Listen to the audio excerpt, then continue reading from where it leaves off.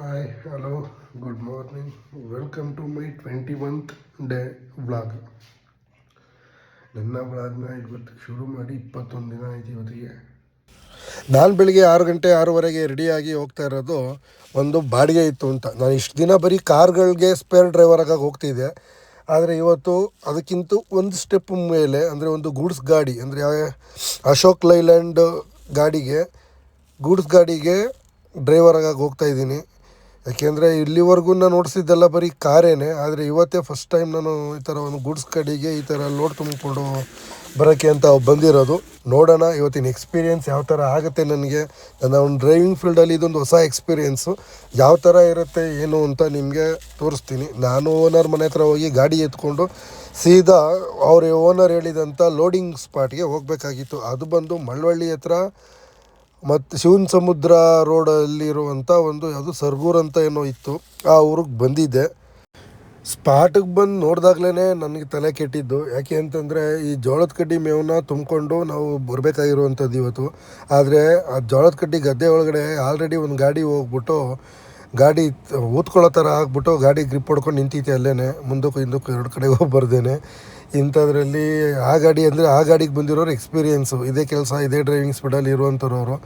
ಅವ್ರದ್ದೇ ಥರ ಆಯ್ತಲ್ಲ, ನಂದು ಇದು ಫಸ್ಟ್ ಟೈಮ್ ಬಂದಿರೋದು, ನನ್ನ ಕತೆ ಹೆಂಗಪ್ಪ ಅಂತ ಯೋಚನೆ ಮಾಡಿಕೊಂಡು ನಾನು ಗಾಡಿ ಬಿಡೋದೋ ಬೇಡವಾ ಅಂತ ಯೋಚನೆ ಮಾಡಿ ಕೂತಿದ್ದೆ. ಆದರೂ ಧೈರ್ಯ ಮಾಡಿ ಇನ್ನೇನು ಮಾಡೋಕ್ಕಾಗುತ್ತೆ, ಬಂದಿದ್ದೀನಿ ನೋಡೇ ಬಿಡೋಣ ಎಲ್ಲ ಥರ ಅಂತಂದ್ಬಿಟ್ಟು ಗಾಡಿನ ತಗೊಂಡೋಗಿ ನಾನು ಕೂಡ ಒಳಗಡೆಗೆ ಲೋಡಿಂಗ್ ಪಾಯಿಂಟಿಗೆ ಬಿಟ್ಟೆ. ಅಲ್ಲಿ ಕೂದಿಟ್ಟಿದ್ದು ಅಷ್ಟು ಮೇವನ್ನ ಗಾಡಿಗೆ ಲೋಡ್ ಮಾಡಿದ್ರು. ಮತ್ತೆ ಗಾಡಿನ ಸ್ಪಾಟ್ ಚೇಂಜ್ ಮಾಡಬೇಕಾಯಿತು. ಹಾಗೆ ನಾಷ್ಟ ಕೂಡ ತಂದಿದ್ರು. ನಾಷ್ಟ ಮಾಡಿಕೊಂಡು ಗಾಡಿನ ಬೇರೆ ಕಡೆಗೆ ಲೋಡಿಂಗ್ಗೆ ಬಿಟ್ಬಿಟ್ಟು ಲೋಡ್ ಮಾಡಿಸ್ತಾ ಇದೆ. ಆದರೆ ಅವಾಗ ಏನು ಮಾಡಿದ್ರು, ಫಸ್ಟು ಮೊದಲೇ ಬಂದಿದ್ದ ಗಾಡಿನ ಲೋಡ್ ಮಾಡಿಬಿಟ್ಟು ಆಮೇಲೆ ಎಲ್ಲರೂ ಇನ್ನೊಂದು ಗಾಡಿಗೆ ಲೋಡ್ ಮಾಡ್ತೀವಿ ಅಂದ್ಬಿಟ್ಟು ನನ್ನ ಗಾಡಿನ ಹಂಗೆ ನಿಲ್ಲಿಸ್ಕೊಂಡಿದ್ರು. ಸರಿ ಆಯಿತು, ಫಸ್ಟ್ ಗಾಡಿ ಲೋಡ್ ಮಾಡಿ ಅಂತ ಹೇಳ್ಬಿಟ್ಟು ಅವ್ರ ಗಾಡಿನ ನನ್ನ ಮಾಡಿ ಕಳಿಸಿ ನನ್ನ ಗಾಡಿನೂ ಲೋಡ್ ಮಾಡಿಕೊಂಡು ನಾನು ಎತ್ಕೊಂಡು ಗಾಡಿನ ಬಂದೆ. ಆದರೆ ನಾನು ಅಲ್ಲಿ ಗದ್ದೆಯಿಂದ ಗಾಡಿ ಎತ್ಕೊಬಂದದನ್ನು ವೀಡಿಯೋ ಮಾಡೋಕ್ಕಾಗಲಿಲ್ಲ. ಆದರೂ ನಿಜ ಹೇಳಬೇಕು, ನನ್ನ ಜೀವನದಲ್ಲೇ ಈ ಥರ ಎಕ್ಸ್ಪೀರಿಯೆನ್ಸ್ನ ನನ್ನ ಲೈಫಲ್ಲೇ ಡ್ರೈವಿಂಗ್ ಫೀಲ್ಡಲ್ಲಿ ಮಾಡಿರಲಿಲ್ಲ. ಯಾಕೆಂದರೆ ಗದ್ದೆ ರೋಡು ಮತ್ತು ಗದ್ದೆಯಿಂದ ರೋಡಿಗೆ ಬರೋ ತನಕ ರೋಡ್ ಇದೆಯಲ್ಲ, ಗದ್ದೆ ರೋಡು, ಅಲ್ಲಂತೂ ಒಂದು ಕ್ಷಣ ಜೀವ ಬಾಯಿಗೆ ಬಂದು ಹೋದಂಗೆ ಆಗಿತ್ತು.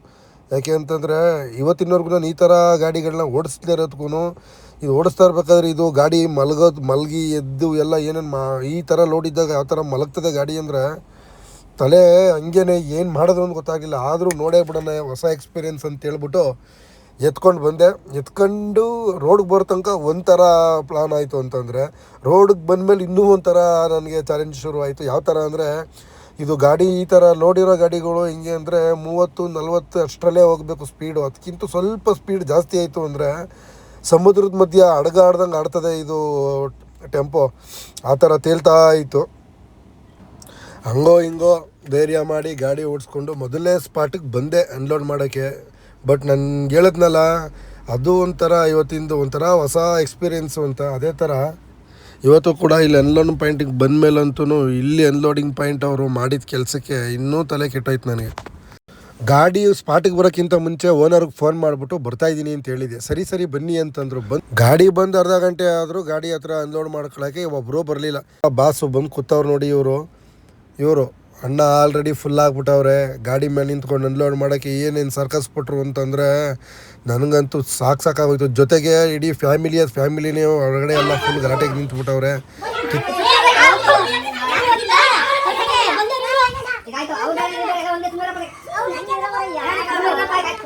ಫಸ್ಟ್ ಪಾಯಿಂಟಲ್ಲೇ ಹುಚ್ಚುಮಲ್ಲವರು 2 ಬರ್ಸ್ಬಿಟ್ರು. ಏನಾರ ಮಾಡ್ಕೊಳ್ಳಿ ಅಂದ್ಬಿಟ್ಟು ಎಷ್ಟು ಕಿತ್ತಾಕಿದ್ನ ಅಷ್ಟಕ್ಕೆ ಗಾಡಿ ಹೊಡ್ಕೊಂಡು ವೇಬ್ರೇಜ್ಗೆ ಬಂದು ತೂಕ ಮಾಡಿಸ್ಬಿಟ್ಟು ಡಿಫ್ರೆಂಟ್ ಏನೈತೆ ಅದು ಅಮೌಂಟ್ ಕ್ಲಿಯರ್ ಮಾಡಿಸ್ಕೊಂಡು ನಾನು ಸೀದಾ ನೆಕ್ಸ್ಟ್ ಪಾಯಿಂಟ್ಗೆ ಹೊರಟುಬಿಟ್ಟೆ. ನನಗೆ 2ನೇ ಪಾಯಿಂಟ್ ಇದ್ದಿದ್ದು ಚನ್ನಪಟ್ಟಣ ಹತ್ರ ಯಾವುದೋ ಒಂದು ಕೆಂಡೆಕಟ್ಟೆ ದೊಡ್ಡಿ ಎಂಬಿಟ್ಟು ಅಂತ. ಸ್ಪಾಟ್ಗೆ ಹೋಗೋಕ್ಕಿಂತ ಮುಂಚೆ ಓನರ್ ಒಂದು ಸ್ವಲ್ಪ ಫೋನ್ ಮಾಡಿಬಿಟ್ಟು ಬರ್ತಾಯಿದ್ದೀನಿ ರೆಡಿಯಾಗಿರಿ ಅಂತ ಹೇಳ್ಬಿಟ್ಟು ನಾನು ಸೀದಾ ಇವತ್ತು ಬೆಳಗ್ಗೆಯಿಂದ ಮಧ್ಯಾಹ್ನ ತನಕ ಚೆನ್ನಾಗಿತ್ತು. ಲೋಡ್ ಮಾಡಿಸ್ಕೊಂಡು ಬಂದು ಯಾವಾಗ ಡೆಲಿವರಿ ಪಾಯಿಂಟ್ಗಳಿಗೆ ಬಂದೆ, ಯಾಕೋ ಮಧ್ಯಾಹ್ನ ಮೇಲೆ ಆಫ್ಟರ್ನೂನ್ ಎಫೆಕ್ಟ್ ಸರಿ ಇಲ್ಲ ನನಗೆ ಅಂತ ಕಾಣಿಸ್ತದೆ. ಮೊದಲನೇ ಪಾಯಿಂಟೇ ಕಿರಿಕು.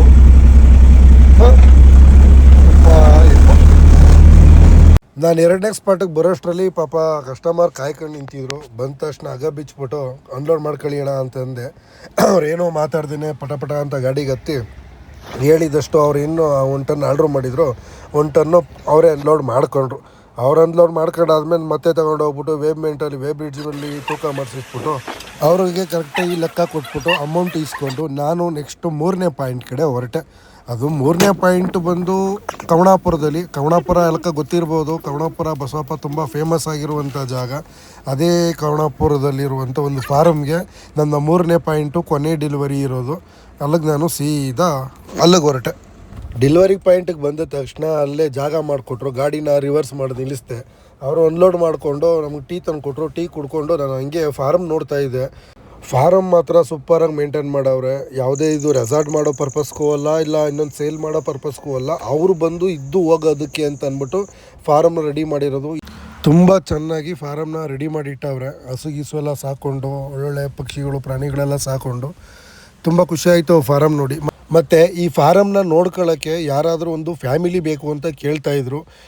ನನಗೂ ಹೇಳಿದರು ಯಾರಾದರೂ ಇದ್ದರೆ ನೋಡಿ ಅಂದ್ಬಿಟ್ಟು ಅಂತ. ಸರಿ ಆಯಿತು ಅಂತ ಹೇಳಿದ್ದೀನಿ.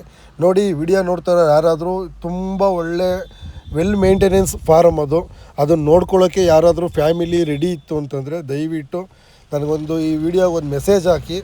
ನಾನು ನಿಮ್ಗೆ ಅವ್ರ ಕಾಂಟ್ಯಾಕ್ಟ್ ನಂಬರ್ ಕೊಡ್ತೀನಿ. ಡೈರೆಕ್ಟ್ ನೀವು ಅವ್ರ ಜೊತೆ ಮಾತಾಡಿಕೊಂಡು ನೀವು ಕೆಲಸಕ್ಕೆ ಹೋಗ್ಬೋದು. ನಾನು ಅಲ್ಲಿ ಅನ್ಲೋಡ್ ಮುಗಿಸ್ಕೊಂಡು ನಾನು ಸೀದಾ ಮತ್ತೆ ಬಂದದ್ದು ವೇ ಬ್ರಿಡ್ಜ್ ಹತ್ರ. ಯಾಕೆಂದರೆ ಅವ್ರಿಗೆ ಅನ್ಲೋಡ್ ಮಾಡಿರೋದು ಎಷ್ಟು ವೆಯ್ಟ್ ಇತ್ತು ಅಂತ ಅವ್ರಿಗೆ ಲೆಕ್ಕ ಕೊಡಬೇಕಲ್ವ. ಹಂಗಾಗಿ ವೇ ಬ್ರಿಡ್ಜ್ ಹತ್ರ ಬಂದು ಅದನ್ನು ಪೇಮೆಂಟ್ ಮಾಡಿ ಅವ್ರಿಗೆ ಲೆಕ್ಕ ಎಲ್ಲ ಕಳಿಸ್ಕೊಟ್ಬಿಟ್ಟು ನಾನು ಸೀದಾ ಮನೆ ಕಡೆ ಹೊರಟೆ. ಇದಿಷ್ಟು ಇವತ್ತಿನ ನನ್ನ ವ್ಲಾಗ್ ನಿಮಗೆ ಇಷ್ಟ ಆದಲ್ಲಿ ದಯವಿಟ್ಟು ಲೈಕ್ ಮಾಡಿ, ಶೇರ್ ಮಾಡಿ, ಮತ್ತು ಯೂಟ್ಯೂಬಲ್ಲಿ ನನ್ನ ಅಕೌಂಟ್ನ ಸಬ್ಸ್ಕ್ರೈಬ್ ಮಾಡ್ಕೊಳ್ಳಿ ಅಂತ ಹೇಳ್ತಾ ಮತ್ತೆ ಸಿಗುವ. ಅಲ್ಲಿವರೆಗೂ ಬಾಯ್.